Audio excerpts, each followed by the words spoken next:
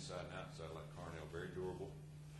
Makes a lot of yards after contact. I remember when we took Carnell over as a freshman, I think he ran the ball 41 or 42 times as a true freshman in their stadium and played very well. 200, maybe 250 yards. I might be off some, but he was a difference in that game. And we won the game, and he kind of caught a lot of people's eye. I think that this guy is. He's good. He runs, and when you can find a running back that got the quickness and speed that he has that will run inside and outside, you've got a pretty special player. Back to the field to start. What did you do to get things back on track? We knew we had a pretty good football team possibilities going into the early part of the season, but we knew the difficulty of the schedule. We didn't have any room for error, and with a lot of young guys playing, you try to play as consistent as you can, and we just made mistakes. And we talked to our players about that. We put up on the screen after the second loss of the good plays that we had. We had 10 or 15 real good plays in both the South Florida game and the Mississippi State game. And then I threw up 3 or 4 plays where we just looked like we lost our focus. We weren't playing as a team, and things just fell through for us. And I think they just have to understand how good how much better they can play than what they played. And that was our approach. There wasn't a lot of screaming and hollering. We knew that we were in for a long, first 4 or 5 games in terms of non-conference, and then jumping into a couple of conference games that are going to be pretty tough. But the thing that I was just, it just makes you feel bad for the players is, we beat ourselves. We didn't lose the game in terms of, somebody just coming out and really outplaying us. We just absolutely, beat ourselves. We turned it over, couldn't hold on to it, and weren't very consistent. We looked at the offense turning it over, but we also looked at the defense. Everybody was just pointing at the offense. You can't win when you turn it over 5 times a game. But our defense was giving up some third down plays that we could have stopped. And so we showed them it was a team effort. Kicking game had some holes in it, and we had to fill all those up. Everybody had to understand that, you can't point fingers. I think most of our guys understood that. And we started playing a little better, and kind of all came together. But that's how it goes. I think if you look at this coaching staff over the years, in terms of all of our assistants, they usually get better as the year goes on because they don't let up. They don't let up at all in terms of intensity and pushing guys in practice. We went back to more physical practices about the 4th game, 5th game, and you can ask our players. We really changed the tempo, and I think the tempo was one of the biggest factors in practice of us playing better.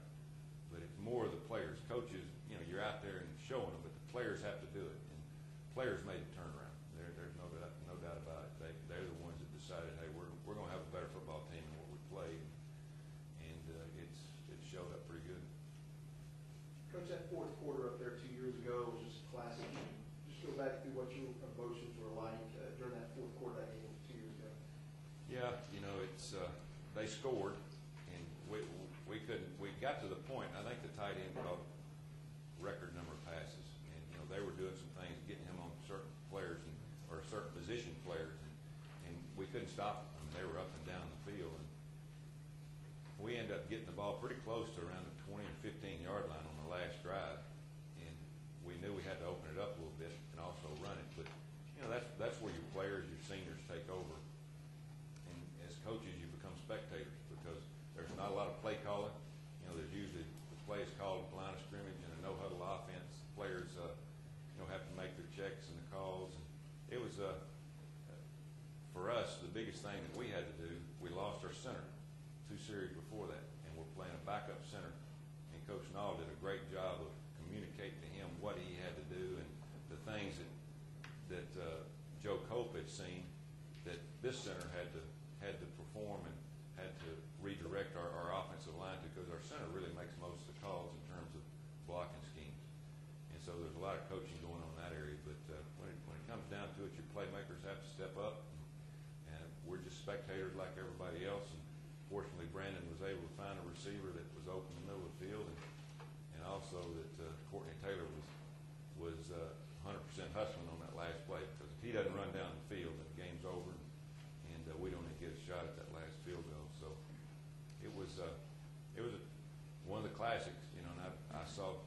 seen classics before I got here with Georgia and Auburn, and I've seen a few since I've been here.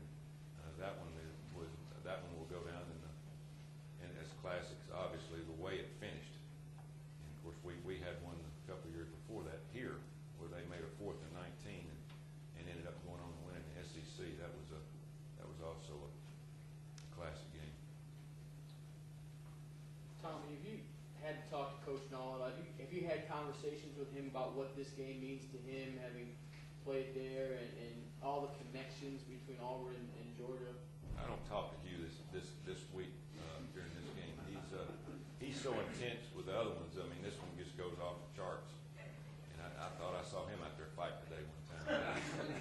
Actually, he was breaking up a fight. And, fell on a guy out there just trying to get them apart so they get practice going again.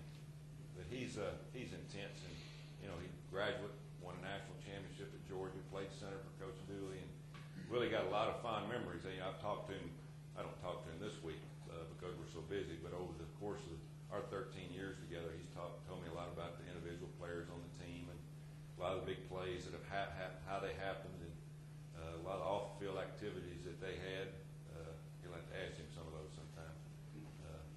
But it was, he's one of those guys that he really gets focused on coaching his players. He knows he's got his hands full this week, and he always, we all just stay away from him. And Will's a lot like that too. And Will played there.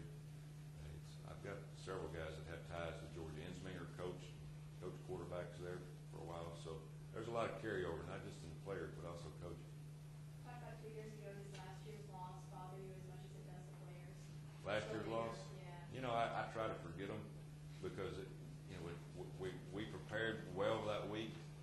The players were focused. We were 9-1. We were ranked, I don't know, 3rd or 4th in the country, somewhere in there. And unfortunately, Georgia had not played very well. And sometimes players' minds get focused on something else.